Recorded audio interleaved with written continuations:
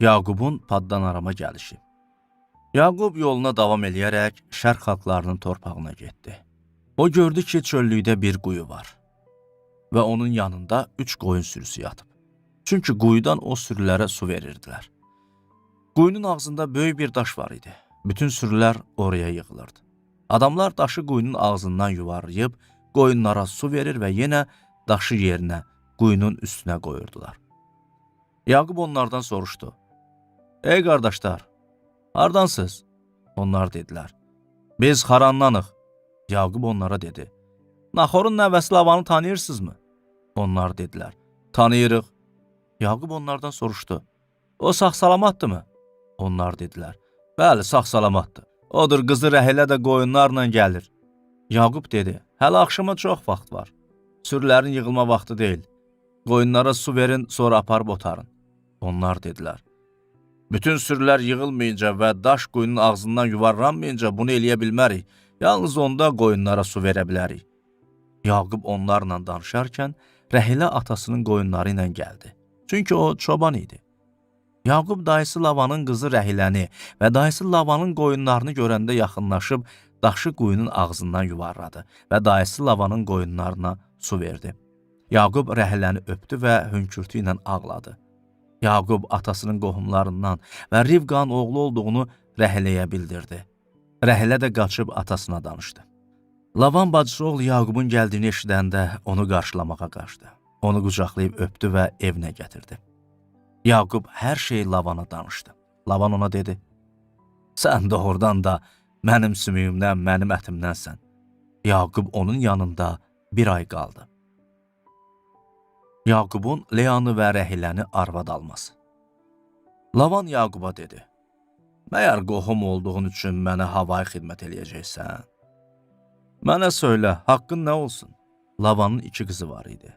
Böyüyünün adı Lea, kiçiyininki Rəhilə idi. Leanın gözləri zəif görürdü. Rəhilə isə çox gözəl və qamətli idi. Yaqub Rəhiləyə vuruldu və dedi, kiçik qızın Rəhilə üçün sənə 7 il xidmət eləyərəm. Lavan dedi, onu sənə vermək, başqa adama verməkdən daha yaxşıdır. Yanımda qal. Yaqub Rəhiləyə görə 7 il xidmət elədi. Onu sevdiyi üçün bu müddət gözünə bir neçə gün kimi göründü. Yaqub Lavana dedi, vaxtım çatdı. İndi arvadımı mənə ver ki, onun yanına girim. Lavan o torpağın bütün adamlarını topladı və bir ziyafət verdi. Gecə qızı Leanı götürüb Yaqubun yanına apardı. Yaqub onun yanına girdi. Lavan öz qarabaşı Zilpanı Leaya qulluqçu olmaq üçün verdi. Səhər məlum oldu ki, bu Leadır.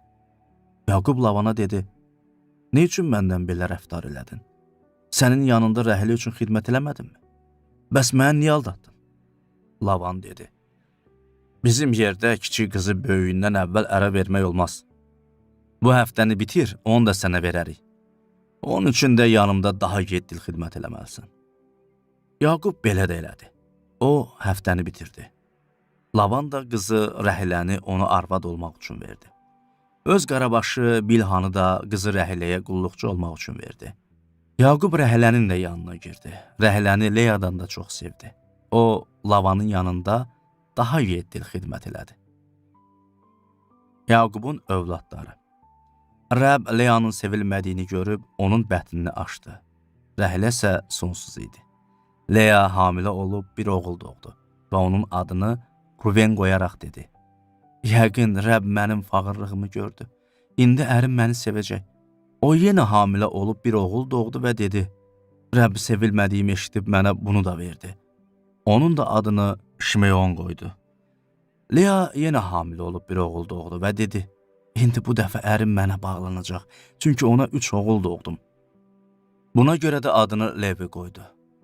O yenə hamilə olub bir oğul da doğdu və dedi, bu dəfə Rəbbi məhv eləyəcəm. Buna görə də onun adını Yahuda qoydu. Sonra o bir müddət doğmadı.